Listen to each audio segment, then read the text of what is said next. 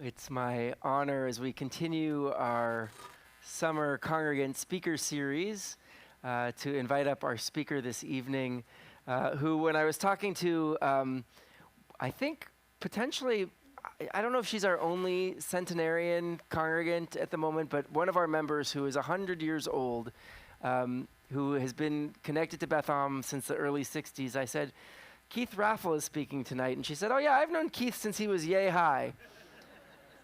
So I imagine it's been a little while that she's known you. Yeah, now you're going back down. So she'll know you till you're yay high again as well. But it's an honor to welcome you to our Bima this evening to share some words. Do you want this over here, or do you want to speak over there? All right, great. Can we lift this a little bit? Great. Can you hear me out there? All right.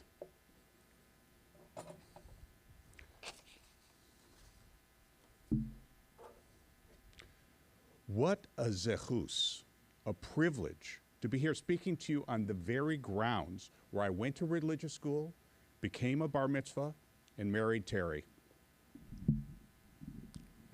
Should I go again? No, we heard it, but we'll just keep it. I do have a serious topic to address tonight, but I'm going to start with an old chestnut. I first heard from Rabbi David Cohen here at Beth Am years ago. If you've heard it, so what? Any good Jewish story is worth hearing more than once. A young rabbi, just out of the seminary, was conducting his first service at a synagogue that had been around for decades. When he tried to lead the congregation in the Shema, half the congregation remained sitting and half stood up. Chaos ensued. Those seated yelled, "Schmoes," at those standing. Those standing yelled nincompoops at those sitting. On Monday, the rabbi asked the synagogue administrator for advice. Why don't you go see Samuel at the Jewish home? She suggested. He's been around forever. The rabbi explained to Samuel that when he started to chant the Shema, half the congregation stood up. No, Samuel said. That is not our tradition. Okay then, the rabbi said, relieved. So the half who stayed seated had it right. No, Samuel said, that is not our tradition either. The rabbi moaned. But both sides were yelling and insulting each other. Ah, said Samuel, that is our tradition.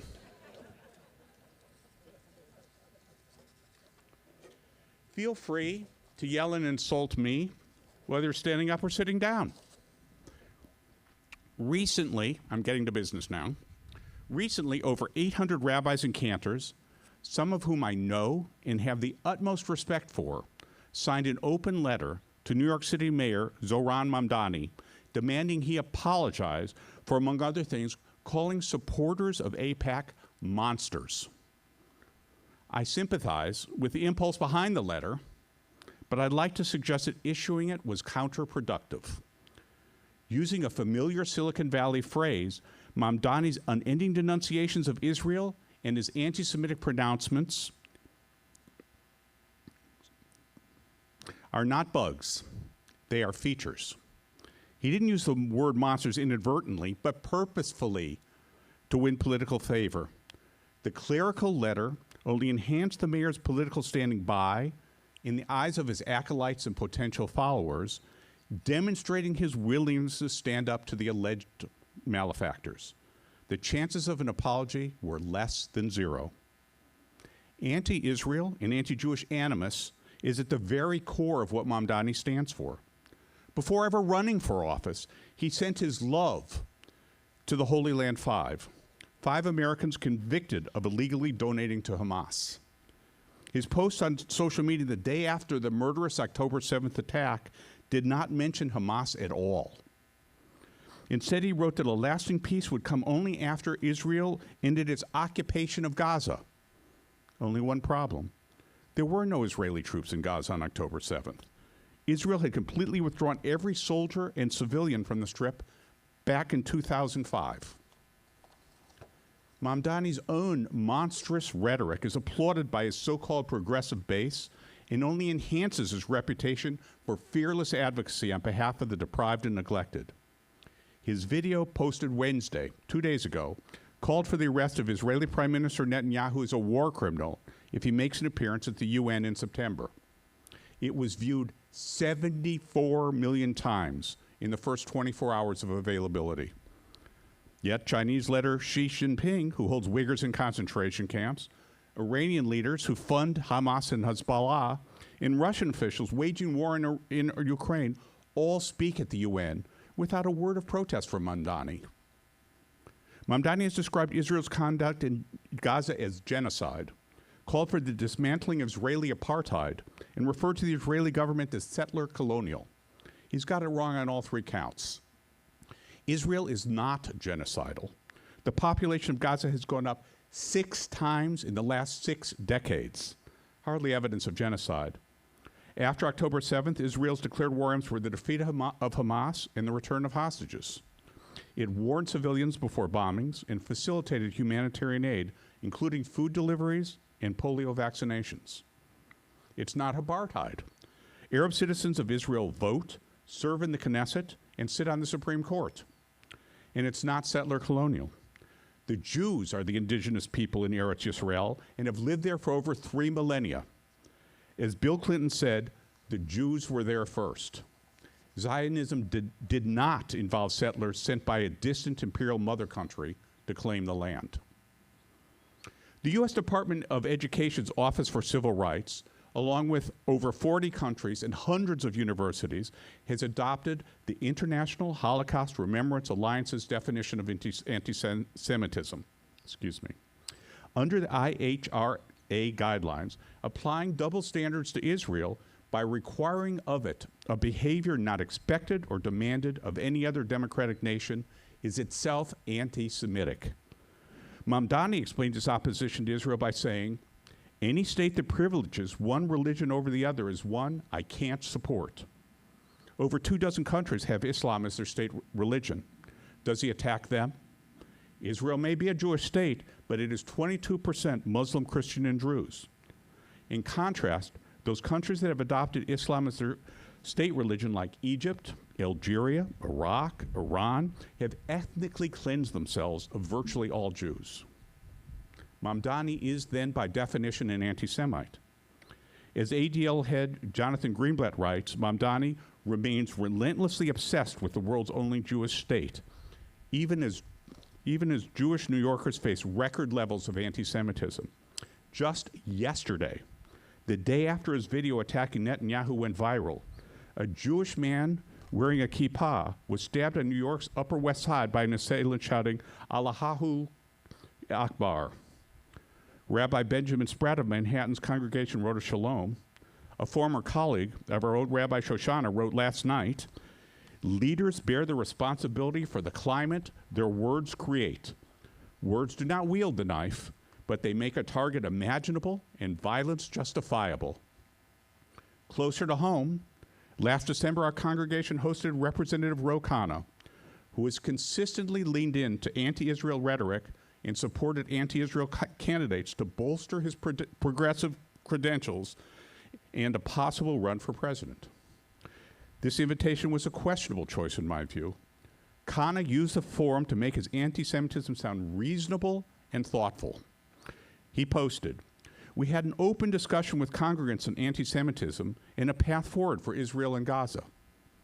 Worse, after a meeting in his office with young people from Beth Am, he posted on social media to weaponize their voices for his own political narrative.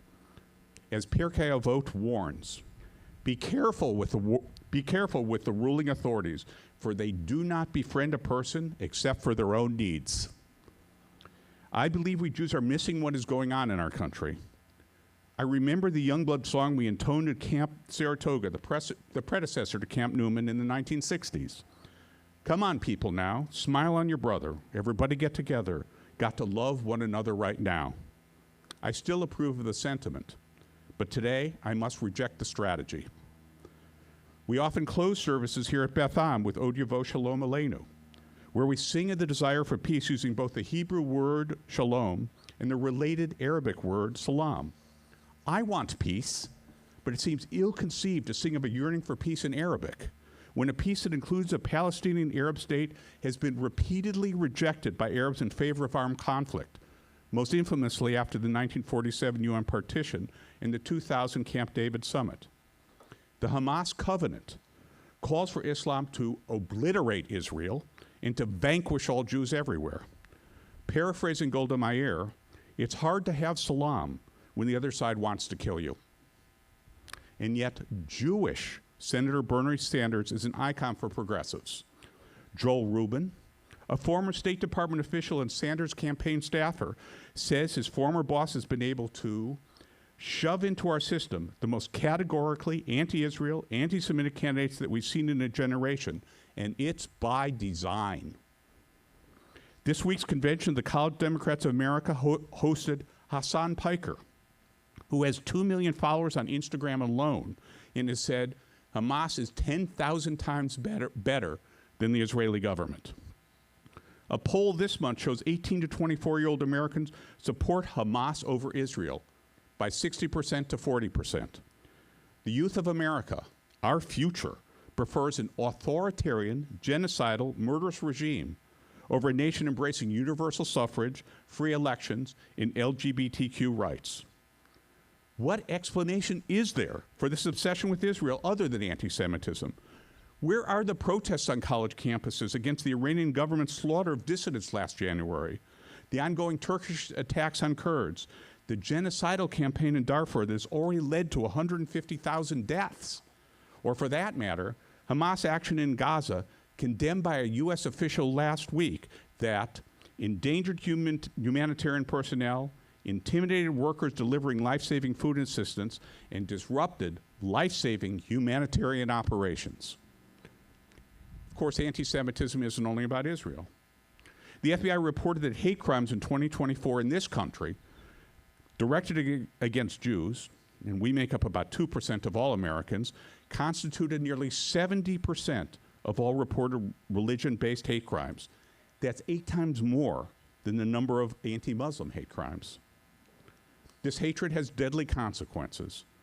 In March, a man rammed a truck into a Michigan synagogue and opened fire in what the FBI called a Hezbollah-inspired act of terrorism. Last year, in Boulder, Colorado, a man shouted "Free Palestine" as he threw Molotov cocktails at a vigil for Israeli hostages, killing 82-year-old Karen Diamond. He later told investigators that he wanted to kill all Zionist people. That is the deadly reality of holding diaspora Jews collectively responsible for the state of Israel, a connection that explicitly falls under the IHRA definition of anti-Semitism. In the year after the October 2023 Hamas attack, anti-Semitic incidents in the U.S. surged by more than 200%. But the threat wasn't new. We know that. In 2018, a shooter who claimed Jews were aiding Central American invaders shot dead 11 worshipers at a Pittsburgh synagogue. And 3 weeks even before the October 2023 attack, my brother-in-law, a retired police officer, took on a new assignment to provide security at a synagogue across the bay. And of course, we have such guards here at Beth Am. The sharp-witted, longtime social commentator, and a favorite of mine, Bill Maher, points out that Jew hatred isn't just acceptable now, it's cool. Celebrities love it and make it trendy. Jews in the film industry feel they must hide their Judaism. Jewish authors are being blackballed. Today, the number of congressional Democrats voting to stop aid to Israel grows with each roll call. Representative Adam Smith reports that to pressure him to support ending the aid, activists vandalized his home, set a fire in his driveway, shut down town halls, and physically assaulted one of his staff members. Most leading Democratic presidential hopefuls have pledged to reject AIPAC-linked donations. Not taking money from AIPAC, Bill Maher asserts, gives permission to constituents to say, see, we're right. Now, I want to make it clear, very clear, I'm not up here speaking in support of the Netanyahu government. Shame on them for not stopping violence committed by thuggish Israeli civilians against West Bank Arabs. I do fervently wish that there had been fewer deaths among non-combatants in Gaza. Israeli elections are coming up in October, and one can only hope that the shameful Netanyahu government is replaced by one that better represents Jewish values. But I am here as a patriotic American speaking out against anti-Semitism in the United States. My family is so indebted to this country that took us in and allowed us to flourish. I feel compelled to do what I can to fulfill the faith of my parents and grandparents for the sake of my children and grandchildren. My face is wrinkled. I've lost most of my hair. But despite how I look on the outside, I am an angry young man on the inside, angry at what is happening to my country. My father fought fascism as a sergeant in the U.S. Army in World War II and was at Dachau when it was liberated in 1945. The fight for what this country can and should stand for, religious freedom, equality, opportunity, and truth, is far from over. Way back when, I wrote my graduate thesis on British foreign policy just prior to World War II. Here's what I learned. Appeasement doesn't work. It didn't work then, and appeasement of committed anti-Semites like Mamdani and Kana won't work today either. The Roman philosopher Cicero said, or as my son, who knows Latin, would say, Cicero said, "To be ignorant of what occurred before you were born is to remain always a child." We need to know more to speak out effectively. The eminent Scottish-born historian Sir Niall Ferguson, now at Stanford, wrote this month, please listen to this. "The goal of my entire career as an historian was to ensure that citizens learn the lessons of history, including the vital lesson that anti-Semitic rhetoric can be translated into genocidal reality if it is adopted by a modern state. We can neither accept nor excuse the pernicious trend of growing anti-Semitism in this country we love. As Martin Luther King Jr. taught us, our lives begin to end the day we become silent about things that matter. I am up here today to preach against silence and appeasement in the face of anti-Semitism. We must say, Hideni, here I am, ready to stand up and be counted. Together we can do so much. We can speak out, we can support candidates, we can learn, we can educate, we can campaign.